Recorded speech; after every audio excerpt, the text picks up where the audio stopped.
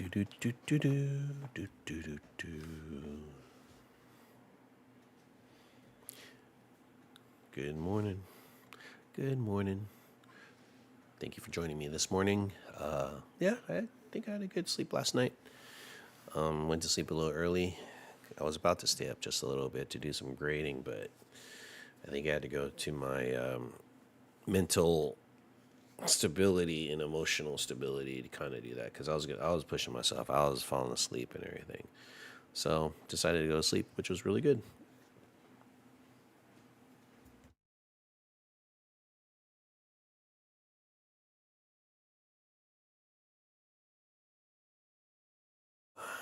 And thank you for joining me this morning. I'm going to go ahead and get into the word. We're on day 49. It seems like we've been in Proverbs 10 forever. So this is the last of the Proverbs 10, and we'll get into 11 tomorrow. Proverbs 10:32 ESV, the lips of the righteous know what is acceptable, but the mouth of the wicked what is perverse. So again, it's this dichotomy between the comparison between the righteous and the wicked. And we are talking about the lips. Blah, blah, blah, blah, blah. And the mouth, which is basically the same thing. Actually, I forgot. This is supposed to be the orange. Okay, the righteous knows what is acceptable, and the wicked what is perverse. Yeah, the interesting about this stuff is that this is talking about me. I literally think that these verses are just talking about me or just people in general, because this is so important. This idea of whatever comes out of your mouth is so important. It either it can make or break you in any relationship and stuff like that. And it's do I want to say it's life and death? Actually, it could be life and death related to people's relationships and stuff like that, and it's really important to understand how important your words is when it comes out of your mouth. And this is literally speaking to my heart, because this has been the issue all my life, I think, ever since I started to talk in relation to relationships, of being able to say words and all that kind of stuff. And I think, hold on a minute.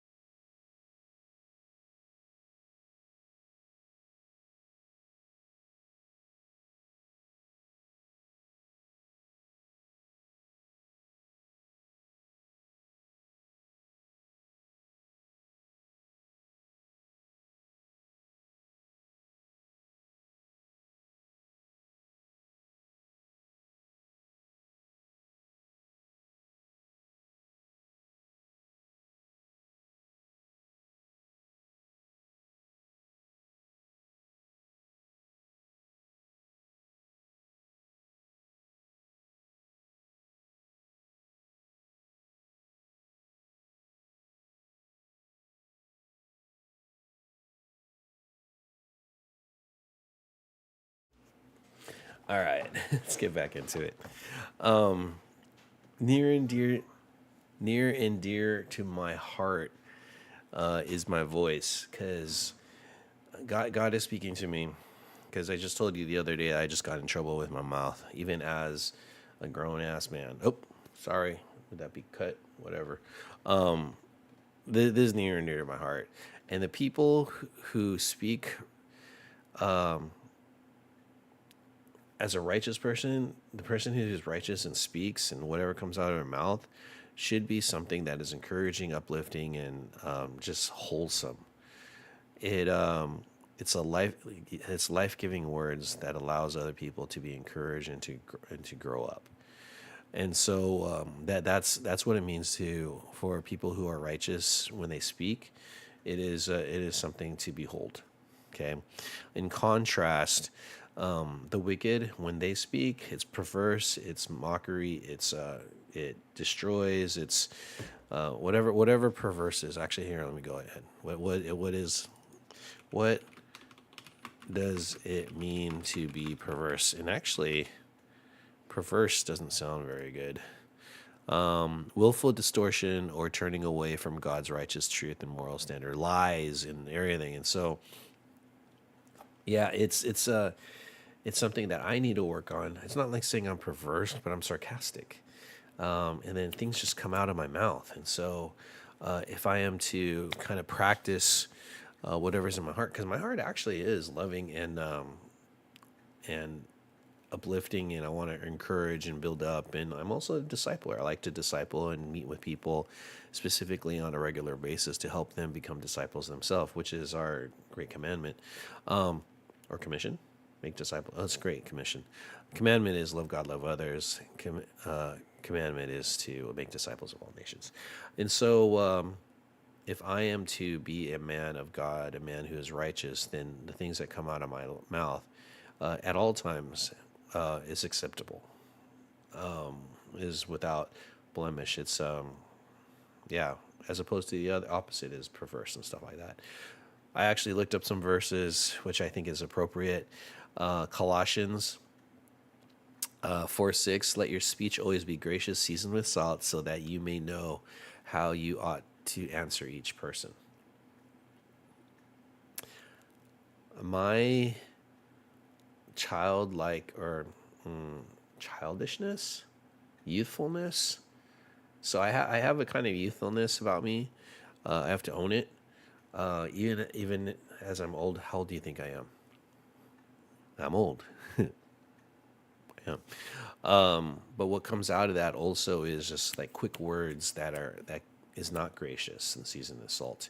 And so I need to work on that, okay, and change my heart on that. And that's something I want to learn how to do better, that I don't mess around too much. I think it's the mess around thing is a good, fair word that I could say is the reason why the things come out of my mouth, okay? The other thing is Matthew. Other verse that I want to show you is Matthew 12:34-37. You brood of vipers, how can you speak good when you are evil? For out of your mouth, the abundance of the heart, the mouth speaks.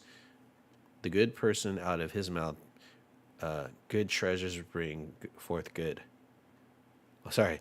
The good person out of his good treasure brings forth good, and the evil person out of his evil treasure brings forth evil. And I tell you, on the day of judgment, people will give an account for every careless word they speak.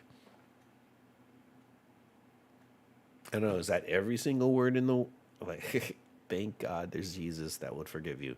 But that's a lot of words. For myself, that's a lot of words in the past. It's toned down now, but I could tell like every time I say something, the the seriousness has grown. Like I literally had to have a meeting about the words that I said. And I felt like I was going to get fired or something. So watch your words. For by your words you will be justified, and by your words you will be condemned. That's all I have to say. It could take you to the court of law, like literal court of law, and you could be find and tried and find for the things you say. So my brothers and sisters, watch your words. And as a summary of chapter 10, yes, help heal that broken heart. Find a way to heal that broken heart that is kind of causing you to say things that are not appropriate, whatever it is. Now, the other side would be finding someone like to actually do it. You know, it's hard. I've been all my life. Well, I guess it would be more recently. Well, actually, all my life, ever since like in my mid 20s or something like that, early 20s, when I started getting really good friends, and when I am their confidant and they have confidence in me, and they would reveal things to me. The issue would be like when I would kind of reveal things to the group. That that is a no, and I've been learning how to keep my mouth tongue. And so I don't want you to be afraid of saying things, because I guess what could happen is you're afraid that things that you'll say will lead to destruction. That you can't have the self control to do it, but it does take practice. It does take practice to catch yourself to say sorry, and it's a process that you have to go through. Don't lead yourself to non-speaking, to not say what's on your heart or mind. Yes, say it, and whatever comes to your mind, think before you say it. But if things come out that are it's like, oops, then yeah, you have to apologize, take responsibility for it, because yeah, part of our baselines, which you could look at, we do have baselines that we have to follow, and a part of that is taking responsibility. And so that means taking responsibility for your words. I don't care what kind of condition you have, or how, I guess it would be what kind of condition you have. There's no excuse. Your condition still causes other people to be disrespected. So the worst thing someone could say, and you can't say this, and you can never say this, is "I was joking." That's like the worst thing you say. It's like you're not taking responsibility. I'm sorry. You have to take that responsibility, even if you say you're joking. You still have to take responsibility. Actually, you're trying to diminish what you did. Like, you have to validate the feelings that you have created in another person, and the words that come in your mouth. There's a visceral response that happens, and when that happens, you have to acknowledge that. Okay, acknowledge how your words have been received, and it doesn't matter your intention. Whatever you intended obviously didn't work, and you have to step back, apologize, see what you had to say. Why did you say? Go through the process of analyzing yourself and your heart, and go to God, and what is it that was in you that kind of made you want to say that kind of stuff. Like for me last week, like what was in me that made me want to say the thing that I said? Why did I want to say that? Why did I want to disrespect a whole people group or something? That wasn't my intention, but I joked about it. Why would I say something like that? It's stupid. So I was stupid.